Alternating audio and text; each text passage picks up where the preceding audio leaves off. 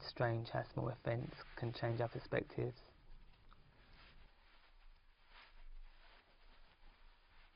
But now, after so much time, I was becoming paranoid.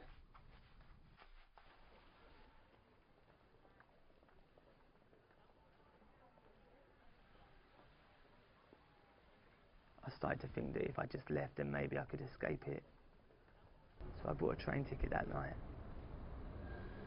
But as I stood there on the platform, I had a terrible feeling that this would always follow me.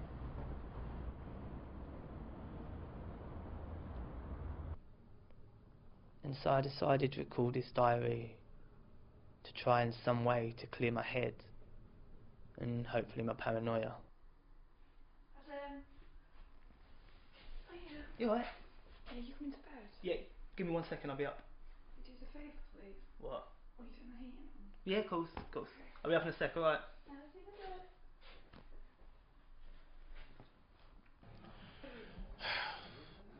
I'm so glad I'm finished for the week. You got anything planned over the next few days? Something wrong? Nah, it's nothing. Just not been sleeping well, that's all. I hope it's not serious. No, it's just this dream I've been having.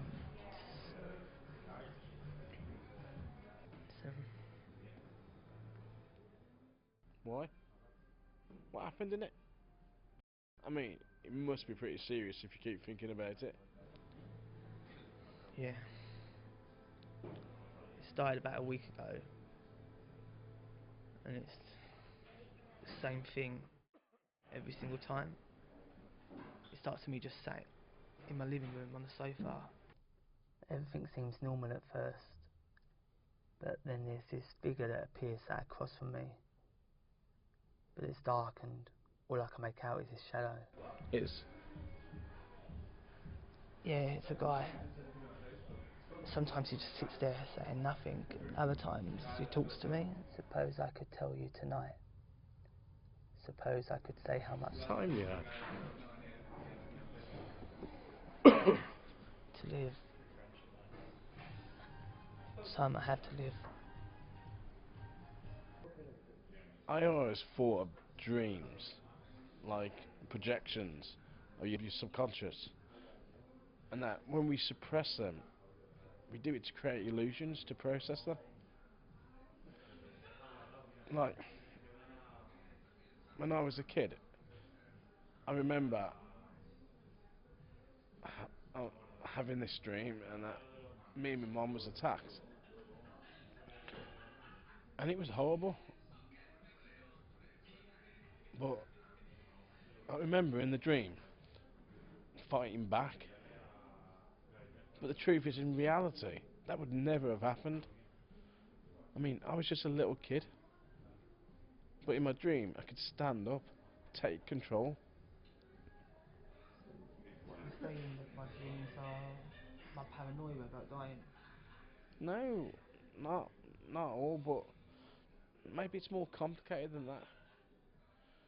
Maybe you're trying to push something at your mind, but something's trying to tell you to face up to it. And maybe if I didn't overthink things, then it would have ended there. Most people would have just put it off as something small. But I'm not like that. As time went on, my aim was to keep myself distracted, whether that meant listening to music or reading a book, but nothing really helped. But nothing seemed to work. And with my lack of sleep, I started becoming disillusioned. I just wanted to forget it, move on. So I went somewhere to forget my troubles. I'd been sitting with my drink for a while when I recognised a girl in the corner. I sat there struggling to put a name to her face.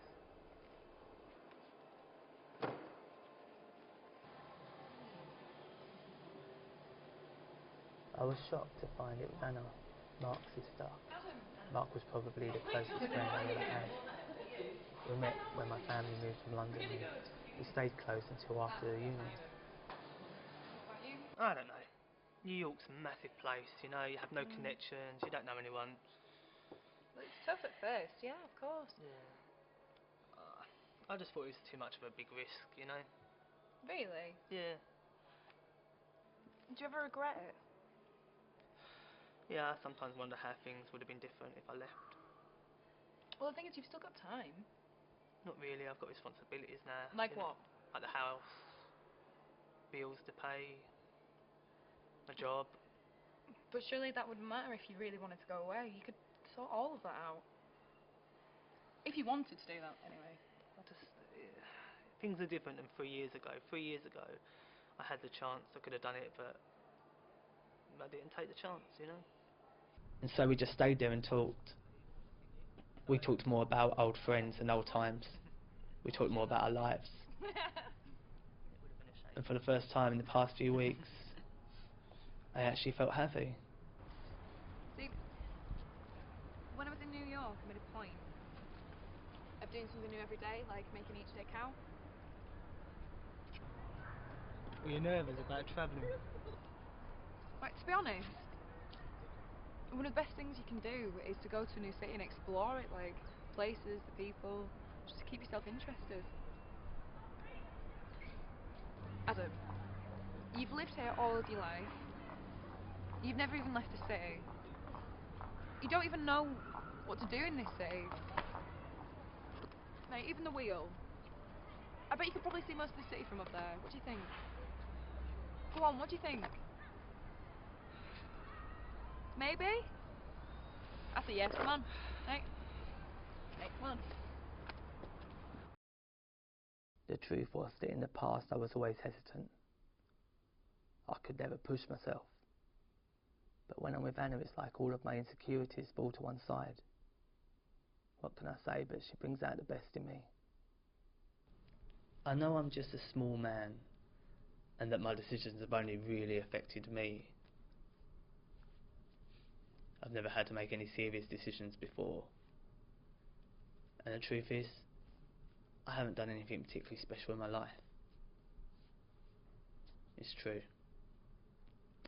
But surely I have the right to more time now, when things finally seem to be going right. I have no way of knowing what the future will hold with me and Anna. Surely I have the right to try.